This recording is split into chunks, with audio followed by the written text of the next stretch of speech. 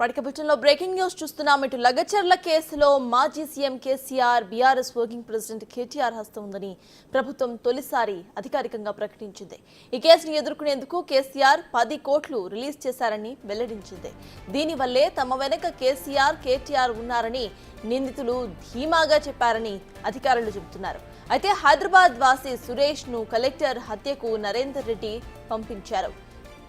చర్చ లేకుండానే దాడి, హత్యకు కుట్రే తొలిసారి ఇటు కేటీఆర్ పేర్లను రాష్ట్ర ప్రభుత్వం ప్రస్తావించింది.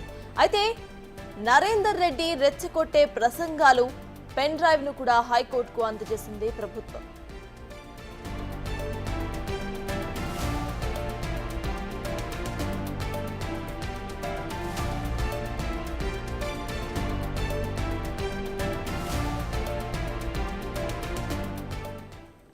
మొత్తానికి లగచర్ల కేసులో మాజీ CM KCR BRS working president KTR హస్తం ఉందని ప్రభుత్వం అయితే డైరెక్ట్ గా తొలిసారి అధికారికంగా కూడా ప్రకటించింది. ఇదే అంశంపై పూర్తి డీటెయిల్స్ తో మా ఇన్పుట్ ఎడిటర్ పవన్ అందిస్తారు.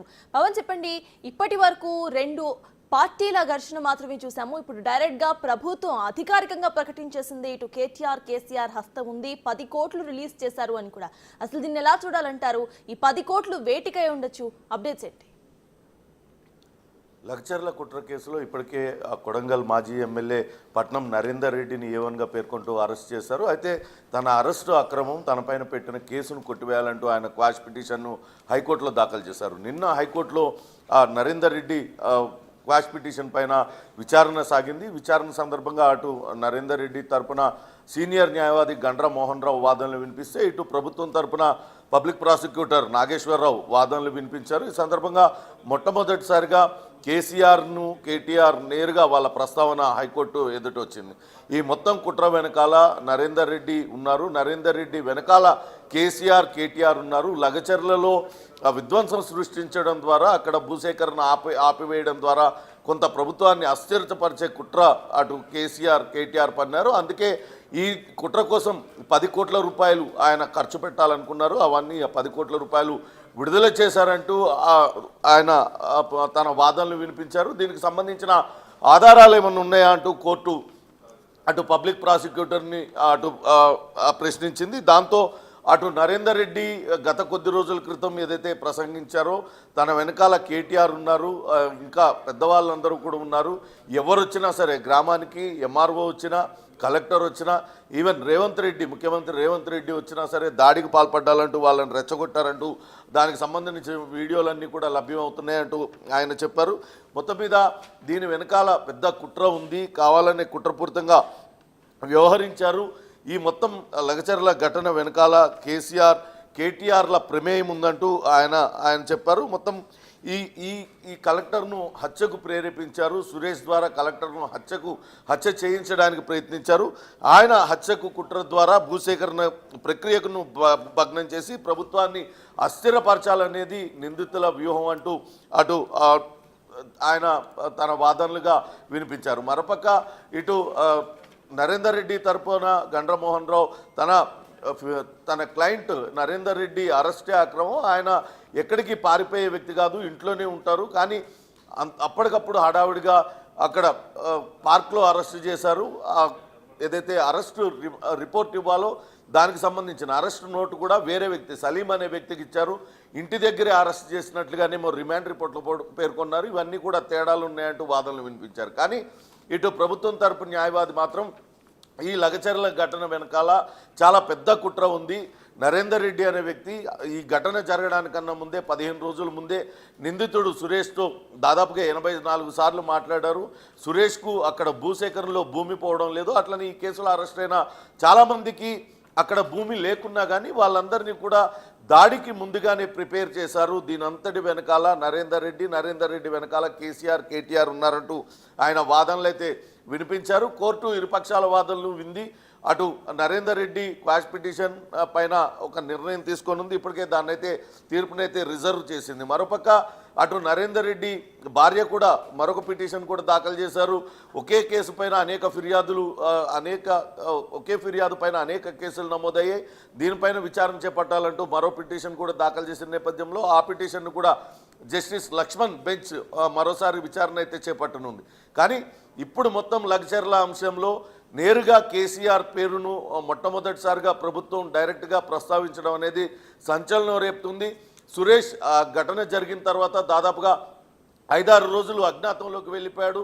ఘటన జరిగిన వెంటనే ఎవ్వరికీ దొరకకుండా అదృశ్యమైపోవడం వెనకాల కూడా ఆ పార్టీ బీఆర్ఎస్ పార్టీ పెద్దల హస్తం ఉన్నట్లుగా అనేక అనుమానాలు వ్యక్తం అవుతున్నాయి. ఇప్పటికే ఆయన ఒక పార్టీ కార్యాలయంలోని ఇన్ని రోజులు చాలా పెద్దల సమక్షంలో ఆయన సేఫ్గా ఉన్నాడు అనే చర్చ జరుగుతున్న నేపథ్యంలో సురేష్ ఎక్కడ ఉన్నాడు, ఆయన తప్పించిన పెద్దలెవరు, ఇవన్నీ కూడా పోలీసులు అయితే దర్యాప్తు చేస్తున్నారు.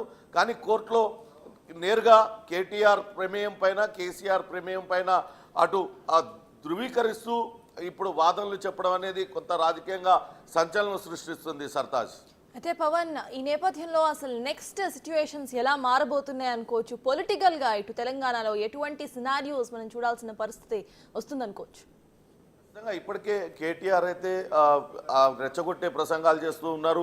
ఆయన ఇప్పటికే ఫార్ములా ఈ కార్ రేస్లో ఫార్ములా ఈ రేస్లో ఆయన అడ్డంగా దొరికిపోయారు. 55 కోట్లు వేరే దానికి ఇచ్చి దానిపైన ఏసీబీ దర్యాప్తు జరుగుతుంది, నన్ను అరెస్టు చేస్తారు, ప్రభుత్వ విధి విధానాలని ప్రశ్నిస్తున్నందుకే తనను అరెస్టు చేయబోతున్నారంటూ అటు కార్యకర్తల మనోభావాలను రెచ్చగొట్టే ప్రయత్నం అయితే చేస్తున్నారు. మరోపక్క లగచర్ల కేసులో అడ్డంగా దొరికిపోయారు. వీళ్ళ ప్రమేయం పైన చాలా స్పష్టంగా తెలుస్తుంది. సురేష్ మా కార్యకర్తనంటూ నేరుగా కేటీఆరే ఒప్పుకున్నారు. కానీ అక్కడ చూస్తే లగచర్ల విషయంలో సురేష్కి ఎక్కడ కూడా భూమి పోవడం లేదు. అంటే ఖచ్చితంగా దీని వెనకాల కుట్రకోణం ఉందనేది అర్థమవుతుంది. ఇటీవల రేవంత్ రెడ్డి కూడా మాట్లాడారు, అరెస్ట్ అవుతా అంటున్నారు. ఖచ్చితంగా చట్టం తన పని తాను చేసుకుపోతుంది, ఖచ్చితంగా అరెస్ట్ చేస్తామంటూ కూడా చెప్పిన నేపథ్యంలో రెచ్చగొట్టే ప్రయత్నం చేస్తున్నారు. కార్యకర్తల మనోభావాలను రెచ్చగొట్టి వాళ్ళ ద్వారా అల్లర్లకు ప్రేరేపిస్తున్నారనే చర్చ జరుగుతుంది. మరోపక్క కాంగ్రెస్ పార్టీ నేతలు కూడా తీవ్ర స్థాయిలో మండిపడుతూ ఉన్నారు.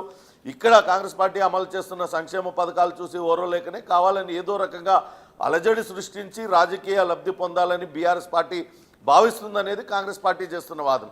ఇటీవల మనం చూసాం, నిన్న మొన్నటి వరకు కూడా అక్కడ గిరిజనుల పైన లగచర్లలో భూమి పోయిందంటూ అటు బీఆర్ఎస్ ధర్నాకు ప్రయత్నించింది. కానీ అటు మహబూబాబాద్లో శాంతి భద్రతల సమస్య తలెత్తుతుందన్న కారణంగా వాళ్ళకి అనుమతి నిరాకరించారు. ఇప్పుడు మళ్ళీ హైకోర్టు నుంచి అనుమతి తీసుకున్నారు. కానీ అక్కడ గిరిజనులందరూ కూడా కేటీఆర్ వ్యవహార శైలిపైన తీవ్ర ఆగ్రహం వ్యక్తం చేస్తున్నారు. ఖచ్చితంగా ఆయన వస్తే మాత్రం తాము నిలదీస్తాము, గత 10 ఏళ్లలో శంకర్ నాయక్ మా భూముల్ని దోచుకున్నాడు, మా భూముల్ని కబ్జా చేశాడు, అప్పుడు మేము ఎన్నోసార్లు రిప్రజెంటేషన్ కేటీఆర్కి ఇచ్చినా కూడా ఎప్పుడు కూడా పట్టించుకున్న పాపాన పోలేదు.